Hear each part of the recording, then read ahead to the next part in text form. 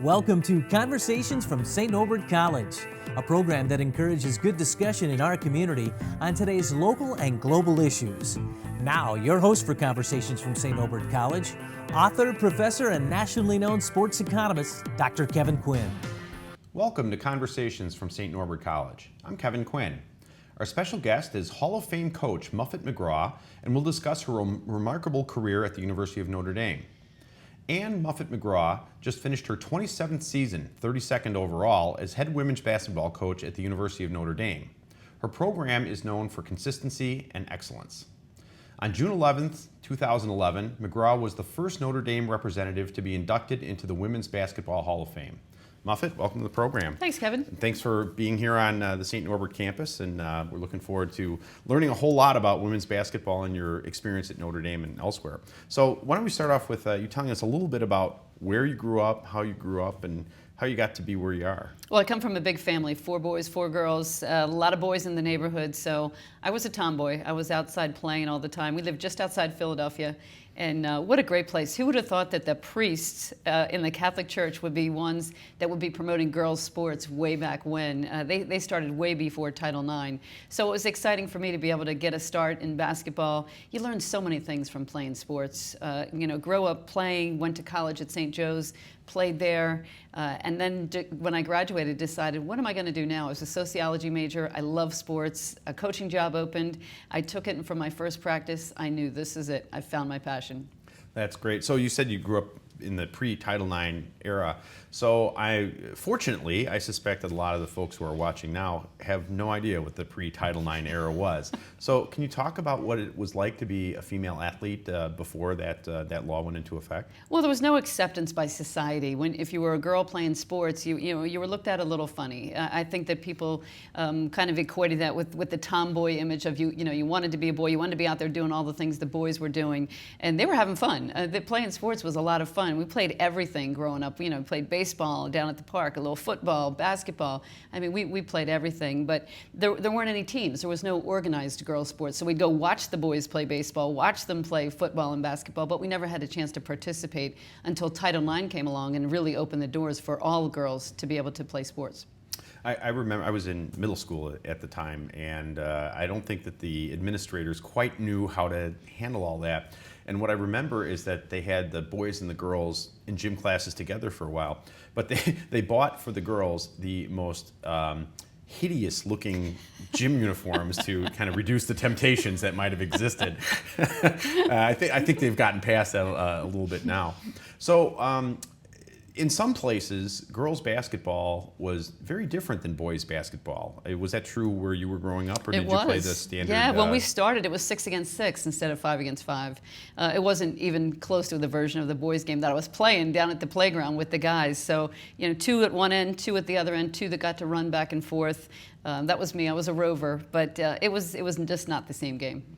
So when you were at St. Joe's, obviously St. Joe's, well known for its basketball program, but probably at the time primarily the men's basketball program.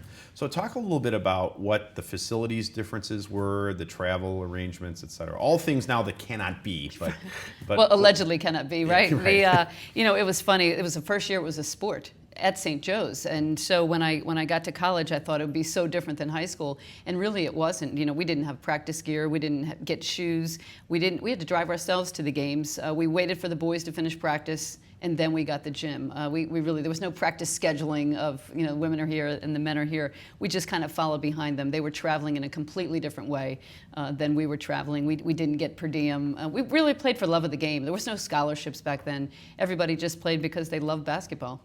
When do you think that began to change in women's college basketball? I think Title IX was in the early 70s, but really, I think it was almost into the 90s before we really started to look at the law being enforced a little bit more. I think girls were given opportunities, and that was the biggest thing for us. We really just wanted the opportunity. When the NCAA took over in the late 80s, I think then it really started to explode.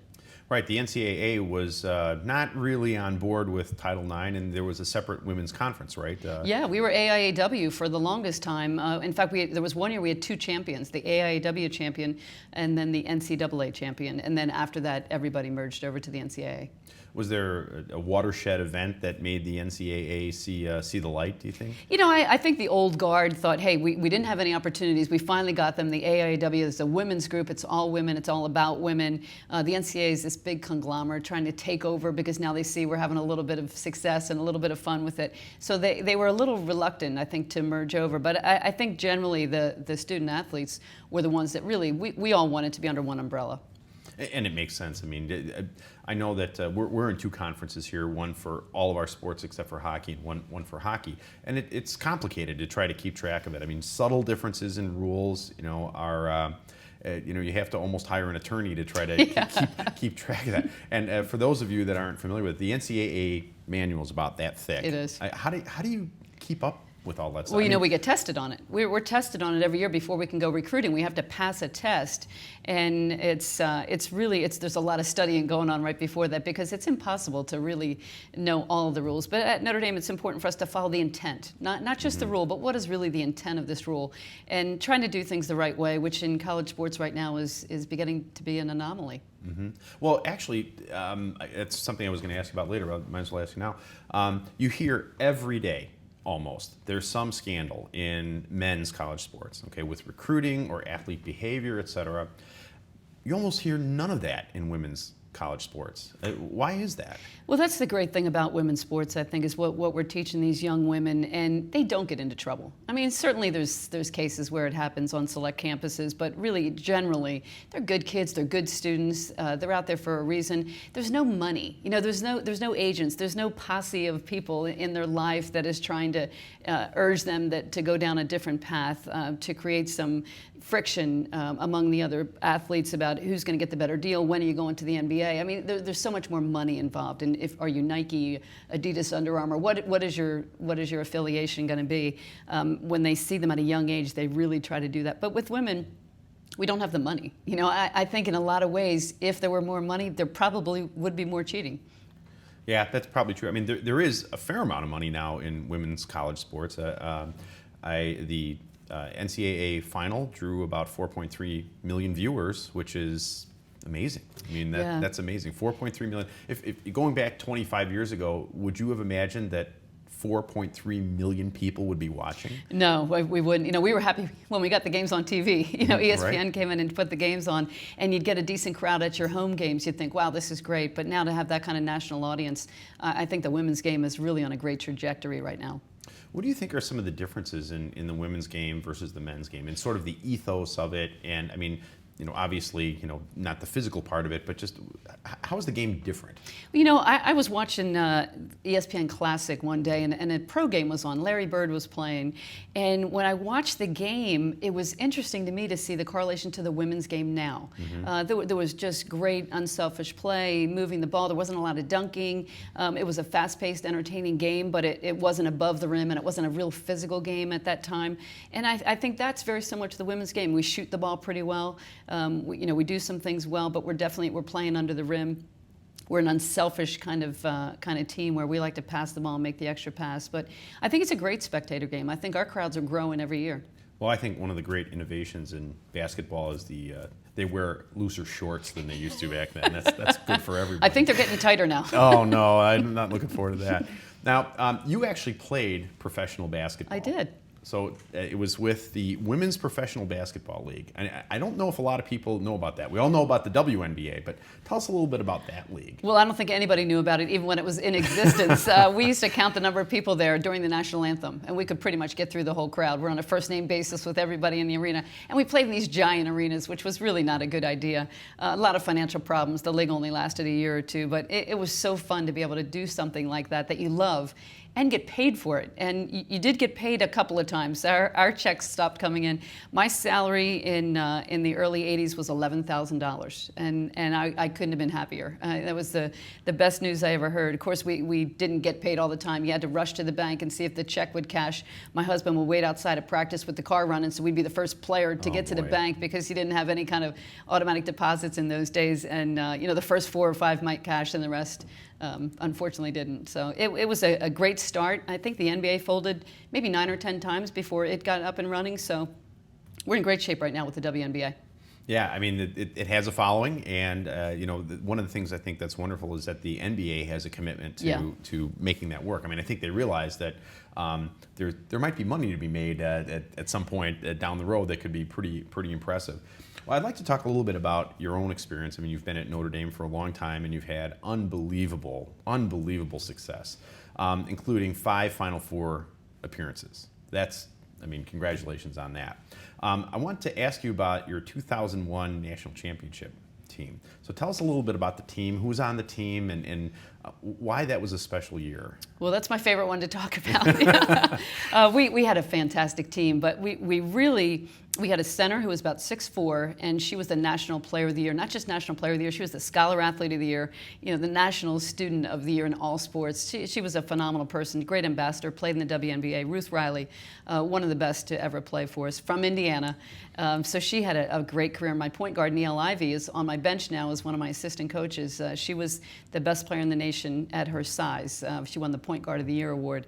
It was a great team because there was such great chemistry among them. We really didn't have a lot of depth. We had about 6 people that we played, but we played 2-3 zone. We weren't complicated. We threw the ball inside to the big guy, and were able to win a national championship.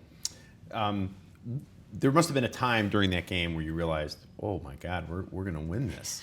Actually, we were losing that? the entire game. We really? were only winning for about 1 minute and 10 seconds in the entire game, and it was right at the end. I mean, we had to make 2 free throws. Well, Ruth Riley had to make 2 free throws to give us the win, and then Purdue got a shot at the buzzer and missed.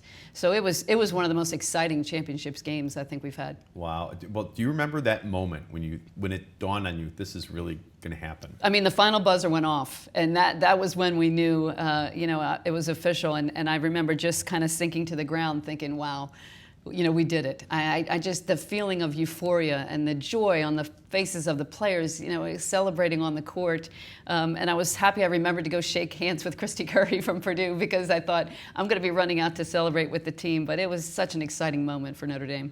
Yeah, and it must have changed your life. It really did. And probably the biggest moment for us was coming home that night about 3 in the morning. The bus took us back up Notre Dame Avenue, and there were about 3,000 people waiting for us. The people in the community, Wow. the students, everybody came out to welcome us home. And that probably, for me, was just one of the greatest moments of my coaching career. Wow, that's wonderful. That's something that very few of us will even understand. I mean, to be able to truly be the top of your profession. I mean, we all feel good about the way we do stuff, Yeah. but not a lot of people win Nobel Prizes in economics, and not a lot of people win national championships. You had another great run this year, fantastic run this past year. Tell us about this season, and how that felt compared to 2001. We lost Skylar Diggins. The year before, she graduated off to the WNBA, one of the best players in Notre Dame history. Coming into the season, thought, I don't know how we're going to be. I think we have some good players, but we've got a freshman point guard taking Skylar Diggins' place. Not sure how that's going to work out. And we started this season well. We got on a little bit of a roll. We're undefeated going into the conference, but we hadn't had a really challenging non-conference schedule. Then we had to play at Tennessee, at Maryland, and at Duke on consecutive Mondays. And Wow. That was when I thought, we're going to figure out how good we are right now. We won all those. We went undefeated in the regular season, and we still tempered it with, we still have the NCAA tournament. So let's get to the ACC tournament. We won that. And that was just so unexpected, I think, coming into the season. But, of course, as we went along and kept going, we never looked and started patting ourselves on the back and said, wow, we're undefeated. This is great. Aren't we good? We just looked and said, how can we get better? And then we got through the NCAA tournament, and here we are, 37-0 heading into the final game, and unfortunately we had lost one of our best players to a knee injury in the regional final. But what great excitement for the women's game to have 2 undefeated teams meet. It's never happened before. I think created a real buzz in the community with the casual fan as well as, of course, the fans that have been there all along. So I thought one of the highest rated championships that we've ever had. Yeah, I mean, unbelievable. I know we knew that you were coming here, so you had a lot of folks on campus rooting for you here. And you're right. I mean, but along with that increased interest, and you talk about the casual fan, which in some ways sort of defines the NCAA tournament. Mm-hmm. People that don't know whether the ball is blown up or stuffed all of a sudden become experts on Right. On different defenses and different players and coaching strategies and that sort of thing. And the men have been dealing with that for some time. the women are starting to deal with that kind of scrutiny. The media is looking, a lot of hours to fill, and I think you know where I'm going with this. Much has been made about the rivalry that has existed with UConn and Notre Dame, especially when you were in the same conference. Can you talk a little bit about the feud? Yeah. It's a great rivalry. I think the best in women's college basketball. I think it's a game that people want to see. They wanted to see us play in the regular season. They couldn't wait for us to meet at the end of the season. And that was hard for us to try to remember. Like for us, we still have to win, 5 games in order to get there. So let's not look ahead too far. I think that when you're in a rivalry as intense as this one, sometimes you say things that probably could have gone unsaid. Gino and I have had a great relationship for 30 years. He followed me at St. Joe's, or I followed him. He was assistant coach at St. Joe's. I took his spot when he went off to Virginia as a coach. So we've known each other a long time. And, in Philly, you can be pretty blunt with each other sometimes, a little sarcastic, a lot of things said.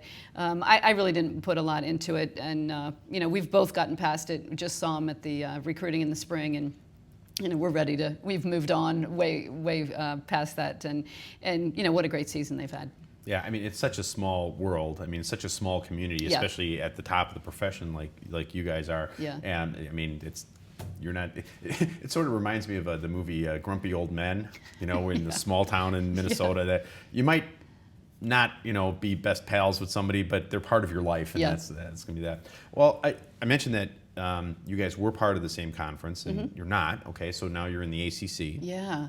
So now the Big East was Notre Dame's. A lot of folks might not know this because the football team's not affiliated yet. But the Big East has been part of Notre Dame and vice versa for a long time. Yeah. And then was this year the first year that? It was. Yeah, we were in the Big East. I think 1995 was our first year in there, and what a great success for our program, our first Final Four in '97, I think all due to the Big East. It was a great league for us. We really grew. Connecticut, of course, was the best team in the league, and we finally, towards the end, won the Big East tournament, went undefeated regular season, and then ventured off into the ACC, which is now the best league in women's basketball. So we left the best league. We're bringing Louisville with us this year. Rutgers is out and off to the Big Ten. So really, the ACC now, with the powerhouses down there, have become the best league in women's basketball. So for us to go through undefeated, I think really unprecedented. And I'm not sure it'll ever happen again, but because the competition is just phenomenal. I'm guessing, and I don't know this for a fact, that there's an awful lot of politics that kind of go back and forth. And it's not like one team can go. There has to be all these pieces in place, and the shift has to happen, when the music stops playing, right? So to what degree were considerations for women's college basketball part of that? I think, to be honest, it was very nice. Our athletic director, Jack Swarbrick, was kind of the architect, I think, of getting us into the ACC. And he certainly asked opinions from both Mike Bray, the men's coach, and myself. But, this was in large part a football decision. Our football is not in a conference. We're independent. We want to stay that way. Where can we put the other sports that would best suit the academic background of Notre Dame and give us the best competition? And so I think Jack did a phenomenal job of getting us into the ACC, leaving football independent. So as far as input, Mike and I both were both thumbs up for the ACC. I'm not sure how much that swayed the decision, but certainly we're happy to be there. You see the SEC now has its own TV network. The Big Ten has their own TV network. I think it's obvious that for the Big Ten, Rutgers and Maryland joining were all about television markets. This has the potential to change college sports, even if you're not necessarily, if you're kind of along for the ride in some sense. So what are your thoughts about how that big money has changed college athletics? The first CBS contract, I think, for the NCAA men's tournament was probably about the time you started coaching, or maybe you were in school, and it's what is it, $1 billion a year or something like that? So how does that affect the way that you do your job? It's interesting because everything was done for football. I think that the men's basketball coaches, the Hall of Fame coaches on the men's side, they really had no input into what was happening with the conference realignment. It was a money decision. Where am I going to make the most money for my school? And you see these rivalries that have gone away because teams have gone to different conferences. You see a team like West Virginia going all the way out to the Big 12. There's so many things that just don't seem to make geographic sense. But it's all for the money. money that they're going to make in football. And now we have 5 big conferences. They call them the Big Five. The NCAA has come out and said, you know what, you guys can make your own rules. We are setting legislation. We're talking about student-athlete benefits. There's a number of things that the NCAA has given these Big Five conferences really kind of an independent way of looking at what's best for us, similar to what the BCS did for football. You know, we've moved away a little bit from the NCAA, and I think in trying to keep us attached, they're allowing us a little more freedom. Well, one of the big issues going on now are sort of athletes' rights, and you know, at Northwestern, the vote to, you know, whether or not to unionize. Do you think that's going to happen in women's athletics? I mean, do women feel similarly exploited, I guess, as some of the men do? You know, I don't think that we do. I think that there's very few opportunities for women. You take somebody like Skylar Diggins with her headband nation. She is somebody that probably could have made some money while she was in college on that headband. But generally, I don't think so. I think if they decide to pay the men or do something for men, they're going to have to, according to gender equity in Title IX, they're going to have to include the women in that. But as far as the unionization, I mean, we're giving them $50,000, $60,000 to get a great education, and I think that is something that, you know, we want to augment that with some other things if we can. But paying the players, that's going to be difficult to do when you look at the wide range of sports that each school has. They're going to have to cut some sports if they're going to be able to do that. It's going to be interesting to see how they figure that out, because I mean, most athletes in most sports are not revenue generating. Right. You have a handful of athletes and a handful of sports that actually do that. So as an economist, okay, how do you kind of recognize that at the same time you're not creating a tremendous amount of unfairness is going to be, I think that's going to be one of the issues for our generation in terms of, you know, right, college sports and amateur athletics, if we can even call it that. Well, I want to talk a little bit about your athletes, and in particular about recruiting. I would imagine that it's made a little easier because you run an incredibly awesome, successful athletic program. Notre Dame has a bit of a reputation as an academic institution. So in some ways, you get to maybe shape the way your team looks in a way that others don't have that luxury. You've created that for yourself. What do you look for in a player? What makes a winner? You know, for us, it is so much more than the basketball part. It's so much more than just their talent, because there's so many talented kids out there. Of course, the first thing we do is get a transcript and make sure academically they're going to be a good fit. But for me, I want a team player. I want somebody that's going to be a leader. I want somebody that works really hard. I don't think you can teach somebody how to work hard. They either have that work ethic or not. I want them to be a winner. If they won the state championship as a high school player, that really says something to me about their mental toughness. They've been in big situations. Did they play USA basketball and maybe win a gold medal with them? I think there's so much about the inner work is you got to find the drive and the competitiveness. If you're not willing to compete, you're not going to be successful. And we want kids that are competitive, that hate to lose, and that just want to be a success. Because if you want to be really good, we're going to help you get there. But if we've got to push you all the time, it's just not going to be any fun for you. I would imagine, that's true, I think, of students, of employers, of right, anybody else. So, you know, when people see you on television with these athletes, okay, you know, you've got your arms folded and you're yelling at the ref or whatever, you know, that's the part of the job that people see. And people sort of know that you're sitting in living rooms talking to parents and explaining why this is in the best interest of their student. But what are the other things that a coach does that maybe people don't know as much about? You know, coaching has turned into so little X and O's. You know, it's so much psychology. I wish I had been a psychology major.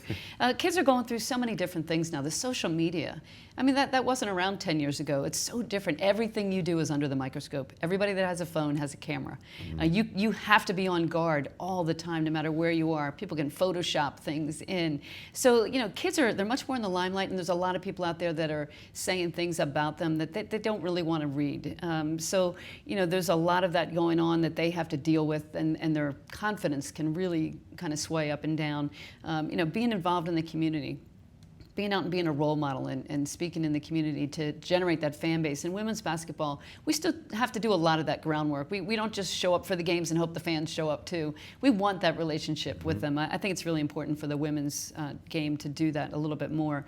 But there's so much more off the court, you know, helping them academically. And we've got great tutors and things, but just, you know, giving some advice and being that person that they can lean on. Every coach I've ever met identifies themselves primarily as a teacher. And if you're in it purely to win championships and there's nothing else in it, I don't think you last, because there's too much reward that you're leaving on the table to help kids get from this point to that point. Yeah. And only one team wins a championship. So you need to celebrate those little victories in other ways. You know, to watch them grow. They come in as little freshmen. They're so wide-eyed and unsure. And you see them graduate talking to the press in a very confident way and moving on and doing great things in their life. And that's what really makes us proud. You mentioned only one team can win the championship. And I think that's one difference between college football and college basketball. Truly, there is one team in college football that everyone else is a loser. Yeah. But just the way it's structured in basketball, if you make a Final Four, that in some ways, the jump between not making the Final Four and making the Final Four seems to be a bigger deal than making the Final Four and winning the championship. And maybe to you that doesn't seem that way. but it's nice to be able to celebrate without having it necessarily a zero-sum game completely. Exactly. You know, that regional final, that is a case of celebration. I think, you're not even sure sometimes who you're going to play next. That game hasn't happened. You just have pure emotion at that point. You've made it to the final summit, and that's what everybody wants to do. So you can celebrate that. I mean, after the whole season, really, when you're not celebrating too many things, you really celebrate that. And then, of course, if you're fortunate enough to end your season on a win, you celebrate the whole year. And if not, you get back to work the next day. So these kids they cut down the nets. They're doing TV, and maybe some of them have never really had that kind of national exposure. Their parents, their friends, everybody's watching. And then Monday they have to take an exam. Yeah. How do you do that? I'll tell you, it's amazing. I remember 2 years ago we were in Dayton. We beat Tennessee to go to the Final Four. We bussed back from Dayton, and I heard from the back of the bus somebody saying, "Oh, I've got that 8 a.m. test tomorrow," and somebody's going, "And I have a paper due," and I don't know how they do it. Honestly, it's just so draining emotionally to be in that situation with the basketball team, and then to have to turn on that other part of you and become the student. Yeah, we see it here in Division III. Our men's hockey team has won 3 of the last 4 national champions. I've had these guys in class, and when they sit there on Monday, it was like nothing happened. Yeah. I mean, they're back at it. I want to talk a little bit about women's sports and the sports spectatorship of this. And while we can go back, we were talking with Christine Brennan recently about Billie Jean King and what that meant, that the Bobby Riggs thing in particular, which is a bit of a sideshow, but it was important. Right. Clearly, women's athletics have made strides in terms of the popularity. Okay, you have women's tennis is very popular, the Olympics, the figure skating, and the others.